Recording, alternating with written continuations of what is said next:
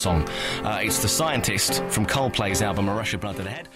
Now, you guys have always said that you, and you said earlier on that you reckon you're one of the best bands in the world, and you've been doing... Well, let's clear this up, Ben.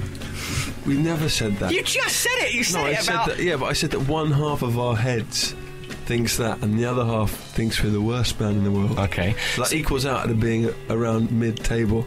Okay, so you think you're one of the middle to best bands in the world, okay? You've already done okay in the States. We're basically an okay climbing band. up the leagues. We're Aston Villa. So you reckon you're the Aston Villa of bands?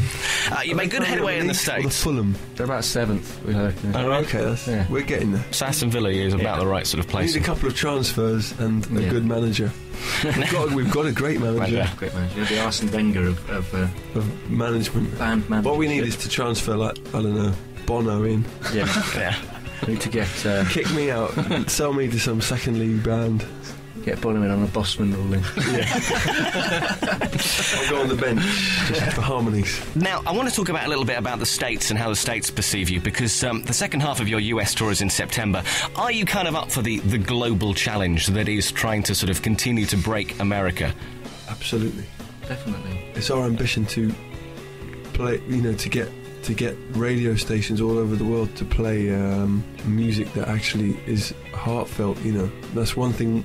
Although we're good at messing around and joking about it, we hate the idea that we'd ever do anything that wasn't heartfelt, and that's why to us it's an amazing, fluke and a privilege that we get to go on radio and TV playing songs that we really care about. And that's why we like bands like U2 and all these people that we're playing, is because they're getting away with that. And the reason why we want to do it everywhere is because radio over most of the world is full of rubbish, and we're up for a challenge. But it always takes a long time to sort of crack America. I mean, I'm just trying to name off the top of my head Craig David. He's been away from the UK for about 2 years nearly, and I don't know whether if he had a single back here it would be as a massive hit, because he's been away for so long. Is that ever going to be the case of where Coldplay go away for so long to concentrate on foreign shores? Well, no, we were there a lot last year, and it really did us the world of good. We got away from Britain for a while and really learned loads in America. And we're going there now for 2 months, basically.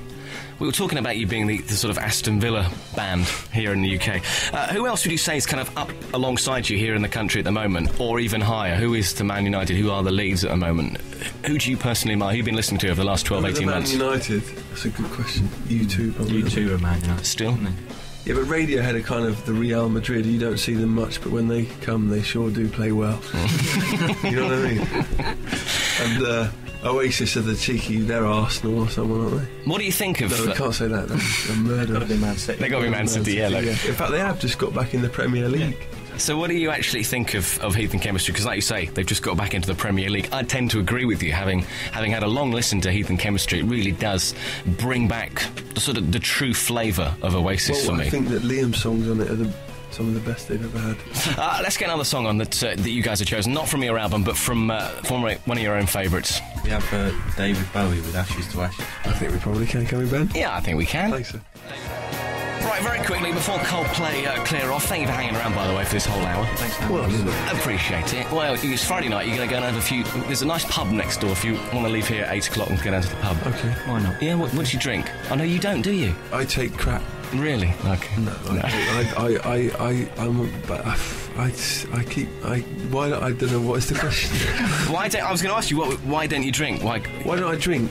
Is it because you really can't handle it? Because I can't handle... I'm like a baby shaman on anybody's.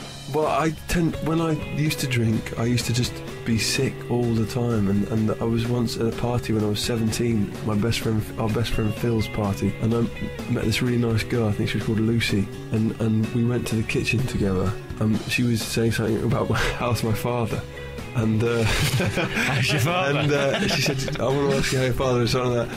And so we went in the kitchen, and I remember, and it got a bit fresh, but I was so drunk that I didn't have any idea what was going on. And then she went home and I was sick, and I thought, well, that's enough of drinking for me. Yeah. You learnt your lesson from Lucy, did you? Yeah, I think she was called Lucy. But then Phil got angry with me because they were supposed to be going out or something. I don't know.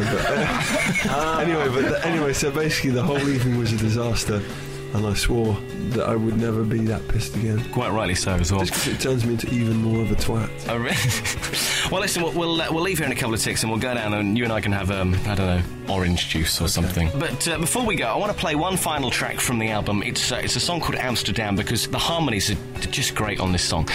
It's quite simply another one of the most standout, beautiful songs on the album. Do you have any idea how great people perceive Coldplay to be? You can't help but, when you get an album that does so well, when it sells 5 million, when you get... rubbish albums sell more than that. You know, we could be rubbish. You could be. Yeah, but that's what I'm saying. We have no concept. Sales, can you? We just work as hard as we possibly can. 5 million people wrong? Or Yeah, they can be wrong. Yeah. Hitler had more fans than us. But he'd never released an album.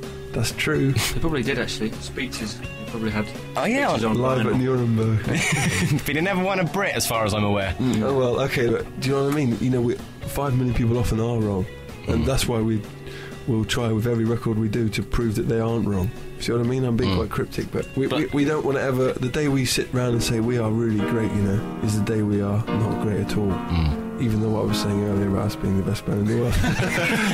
But you know what I was saying about this, the whole dual head thing. Well, listen, let's play Amsterdam. Good luck with the album. It's out on Monday. I'm sure, whatever happens, you're going to be moving up the Premier League. You're going to stop being Aston Villa and you're going to move further up. See you at the Vauxhall Conference. Yeah, maybe.